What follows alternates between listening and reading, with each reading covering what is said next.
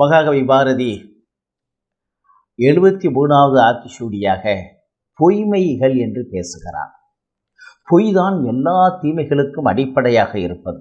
அதனால்தான் திருவள்ளுவர் பொய்யாமை பொய்யாமையாற்றின் அறம்பெற செய்யாமை செய்யாமை நன்று என்று சொன்னார். எல்லா அறங்களிலுமே உயர்ந்த அறம் பொய் பேசாமல் வாய்மையோடு வாழ்வது என்பதை வள்ளுவர் குறிக்கிறார்.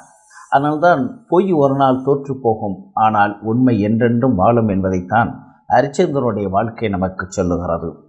பொய்மை கூறல் அஞ்சுவாய் வா வா வா, பொய்மை நூல்கள் எற்றுவாய் வா வா வா என்று மகாகவி பாரதி கூட மிக அருமையாக சொல்வான்.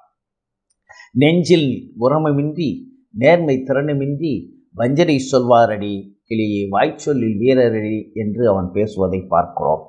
பொய் சொல்லல் கூடாது பாப்பா, புறச்சொல்லல் ஆகாது பாப்பா என்று குழந்தைக்கு பாடும்போதே பொய் சொல்லக்கூடாது என்று அவன் வலியுறுத்துவதை பார்க்கிறோம். பொய்யான வாக்குகள், கதைகள், உரைகள், வாழ்க்கை வேடங்கள் இவற்றையெல்லாம் புறம் தள்ளினால் வாழ்க்கை உயர்ந்த வாழ்க்கையாக அமையும் என்று அவன் பேசுகிறான். பொய் இழிவை தரும் என்பதனால் அதனை இகழ வேண்டும் என்பதனால்தான் பொய்மையை இகழ் என்று பாரதி பேசுகிறார்.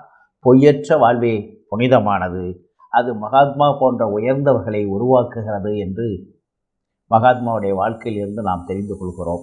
எனவே தான் பொய்யை நீக்கி மெய்யான வாழ்க்கைதான் மிகச்சிறந்த பெருமையை தரும் என்பதனால்தான் பொய்மையை இகழ் என்று மகாகவி பாரதி பேசுகிறான் இந்த ஆத்திசூடியை.